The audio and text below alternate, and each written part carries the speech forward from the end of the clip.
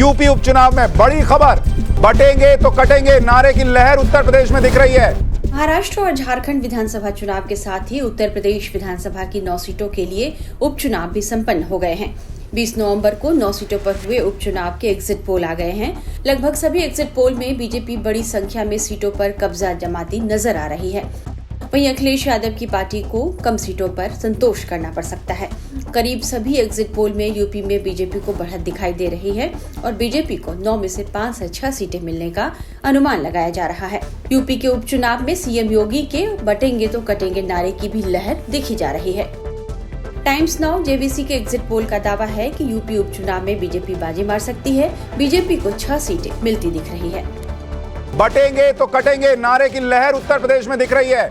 UP के उपचुनाव की सभी 9 सीटों का एग्जिट पोल हम आपके सामने रखने जा रहे हैं। सबसे पहले आपको बताते हैं कि हमारा एग्जिट पोल क्या कह रहा है गाजियाबाद को लेकर। गाजियाबाद में संजीव शर्मा वर्सेस सिंहराज जाटव वर्सेस परमानंद गर्ग, और हमारा एग्जिट पोल दावा कर रहा है कि गाजियाबाद में बीजेपी जीत रही है। एग्जिट पोल के मुताबिक गाजियाबाद में बीजेपी जीतेगी, ये सर्वे में निकल कर आ रहा है। गाजियाबाद पिछली बार भी बीजेपी जीती थी, इस बार भी बीजेपी जीतेगी। ये बीजेपी का गढ़ एक तरीके से रहा है, यानी बीजेपी अपनी गाजियाबाद सीट को रिटेन कर रही है। यूपी उपचुनाव में बड़ी खबर। इसके बाद दूसरी बड़ी सीट मीरापुर, जहां पर आरएलडी बीजेपी मिलकर चुनाव लड़ रहे हैं। आरएलडी का कैंडिडेट है। हमारा एग्जिट पोल कह रहा है कि आरएलडी के मिथिलेश पाल इस बार चुनाव जीतने जा रहे हैं मीरापुर सीट से। यह मीरापुर सीट पिछली बार सपा गठबंधन के पास थी, क्योंकि पिछली बार आरएलडी सपा के साथ थी 2022 में। इस बार आरएलडी बीजेपी के साथ है। यह सीट बीजेपी ने आरएलडी को दी और मिथिलेश पाल वहां पर चुनाव जीतने जा रही हैं।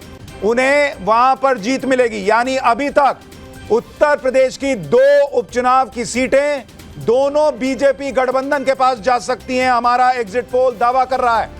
हालांकि अखिलेश यादव इस बात से इत्तेफाक नहीं रखते हैं कि उन्हें उपचुनाव में कम सीटें मिलने जा रही हैं, बल्कि उनका दावा तो कुछ और ही है। ये कई बार हम लोगों ने देखा है कि सर्वे जो कहता है वो नहीं होता है।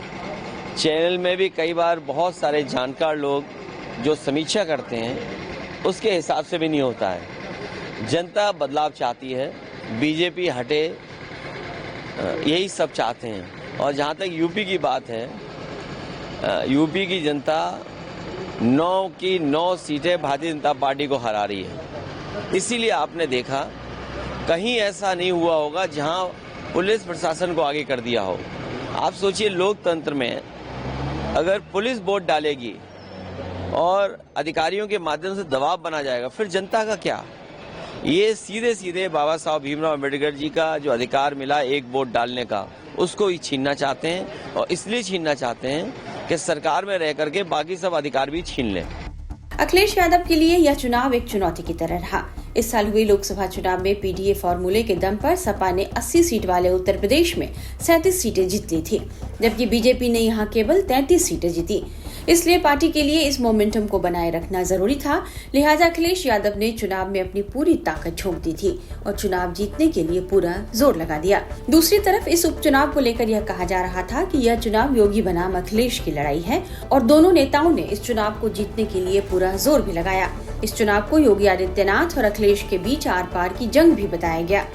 यूपी के उपचुनाव में सीएम योगी आदित्यनाथ ने अपनी पूरी ताकत झोंक दी थी। लोकसभा चुनाव में जिस तरह बीजेपी दूसरे नंबर की पार्टी बनी थी, उसके बाद योगी के लिए यह उपचुनाव एक बड़ी परीक्षा मानी जा रही थी। वहीं विशेषज्ञों का मानना है कि यदि एग्जिट पोल के अनुमान नतीजे में तब्दील होते हैं तो इसमें सीएम योगी के बटेंगे तो कटेंगे नारे की भी बड़ी भूमिका रहेगी।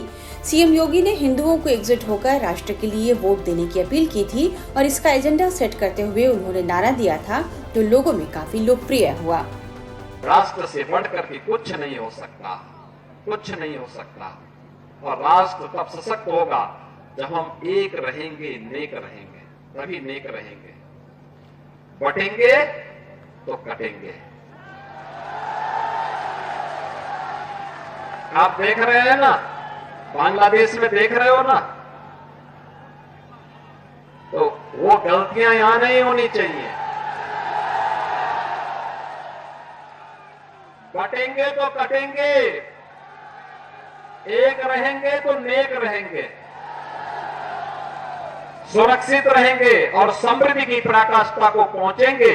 हमें विकसित भारत की संकल्पना को साकार करने के लिए कार्य करना है। सपा सांसद राम गोपाल यादव ने योगी के बटेंगे तो कटेंगे नारे को लेकर क्या कहा है, ये भी हम आपको सुनाते हैं। ईमानदारी से तो बीजेपी एक सीट जीत ही नहीं सकती। एक भी जनता आज जा चुकी है, कानून और व्यवस्था ध्वस्त हो चुकी है। डिवीजिव पॉलिसीज के चलते सभी लोग दुखी हैं। भाई अशांति कहीं होती है तो ऐसा थोड़ी कि उसमें कि मुसलमान ही पीड़ित हो, हिंदू न हो। दुख तो सभी को होता है, नुकसान सबका होता है। लेकिन जिस प्रदेश का मुख्यमंत्री इसी तरह की बातें करने से समझता हो कि चुनाव जीत जाएंगे, उसने लोकसभा से कोई चुनाव से कोई सबक ही नहीं सीखा है। जबरदस्ती उपचुनाव में तो रामपुर उपचुनाव जीत लिया, जबरदस्ती की नहीं। लोकसभा हार गए ऐसे ही नहीं, ऐसे ही खड़ा कर दिया था अखिलेश ने एक आदमी, तब भी हार गए। तो आम चुनाव, इस पे कोई असर आम चुनाव पे तो होने वाला नहीं। जबरदस्ती एक जगह कुछ गड़बड़ी कर सकते, ज्यादा जगह नहीं कर सकते गड़बड़ी। सर लेकिन ये बता रहे हैं कि लोगों का विश्वास बीजेपी की तरफ बढ़ा है और कानून व्यवस्था हो। कल अखिलेश यादव जी ने भी एक बात कही कि उन्होंने कहीं बयान में सुना कि कहा गया है कि हम रामपुर बना देंगे, किसी जगह पे सीएम ने कहा। हाँ, वो कुनरकी को तो रामपुर क्या बना लिया भाई? लोकसभा हार गए कि नहीं हार गए? लोकसभा हार गए, बुद्धि नहीं है तो उसके लिए कोई पढ़ाने थोड़ी जाएगा उनको।